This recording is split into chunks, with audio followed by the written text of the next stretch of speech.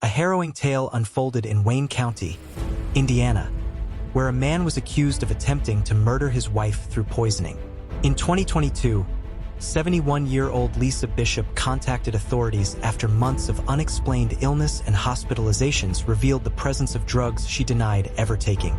Suspicion soon fell on her 69-year-old husband, Alfred Ruf. When detectives brought Alfred in for questioning, they were unsure what to expect. Would he confess? Or was there more lurking beneath the surface of this unsettling narrative? Set in Richmond, Indiana, the story's backdrop is a faded Rust Belt city once alive with factories, now marred by economic hardship. Though it offers a low cost of living and median home values just over $107,000, nearly a quarter of its residents live in poverty. Job opportunities are limited, the local mall is in decline, and substance abuse is a growing, if quietly accepted, issue. Lisa and Alfred lived a modest life in a 3-bedroom, 2-bath house, routine, quiet, and typical for an older couple. Lisa, disabled and confined to a wheelchair, relied heavily on Alfred for daily care. But in late 2021, her health began to mysteriously deteriorate. Over 3 months, Lisa suffered intense headaches, fatigue, and severe digestive issues, leading to 6 emergency room visits. Doctors remained baffled until January 2022, when a disturbing clue surfaced. After drinking a Coca-Cola, Lisa noticed an unusual white powder at the bottom of the can. Alarmed, she confronted Alfred.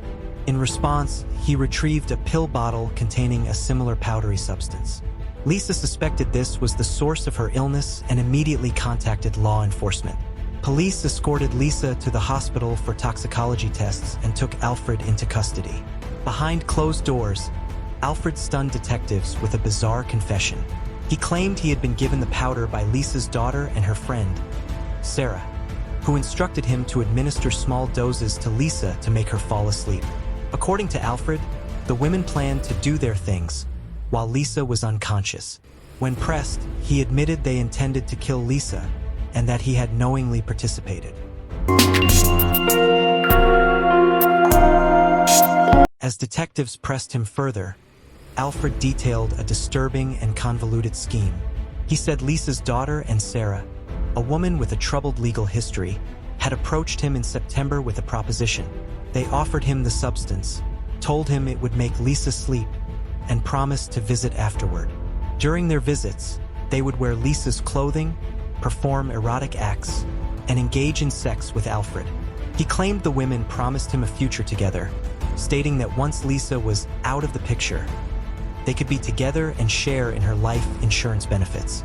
Alfred admitted to administering the powder to Lisa 12 times over 3 months, each time at the direction of Lisa's daughter and Sarah. He acknowledged that after each dose, the women would arrive and put on their show, and he would sleep with one or both. The daughter, in her 30s, was his stepdaughter, and their relationship had reportedly turned sexual around September. He claimed they pressured him relentlessly, framing the plot as a way to secure a future and escape his unhappy marriage. He said Lisa's daughter had called and accused him of infidelity in early November, revealing the sexual relationship to Lisa herself. Lisa, initially skeptical, eventually realized the accusations were true. Alfred confessed the affair and said Lisa wanted to end their relationship afterward.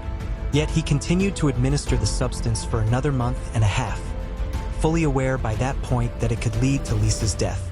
Alfred maintained that he never personally wanted to kill Lisa, but admitted he had gone along with the plan.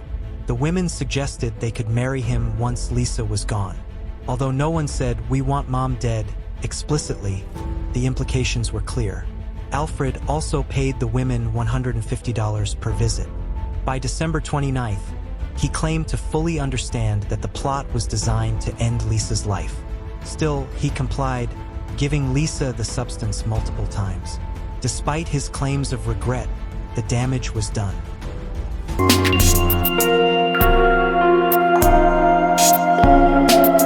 Following the investigation, Alfred Ruf was charged with attempted murder and conspiracy to commit murder. But as prosecutors examined the case, complications arose. Alfred's attorney described the marriage as volatile, so much so that, a year prior to his arrest, Lisa had allegedly run Alfred over with a car. The couple had a history of domestic disputes known to authorities. This raised concerns about how a jury might interpret Alfred's claims and behavior. Prosecutors eventually offered Alfred a plea deal.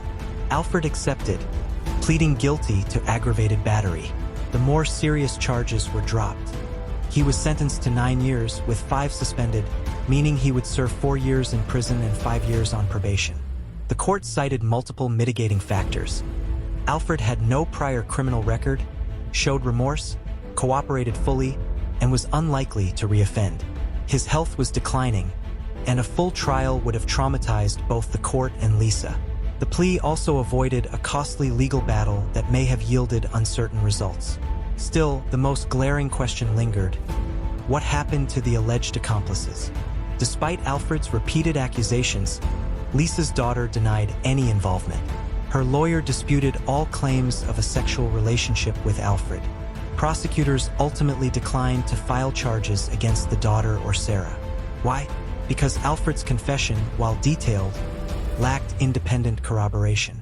There were no physical records, no texts, no recordings, no other witnesses to substantiate his claims. In criminal law, a defendant's self-serving testimony alone typically isn't enough for prosecution. Without solid evidence to back up Alfred's story, the state determined it couldn't meet the burden of proof beyond a reasonable doubt. Thus, Alfred Ruf bore the full legal weight of the conspiracy. His confession painted him as manipulated, perhaps gullible, but still accountable. Lisa survived, though deeply betrayed. And while Alfred faces the consequences, the absence of charges for the alleged co-conspirators leaves the public questioning whether justice was truly served, or if others simply walked free.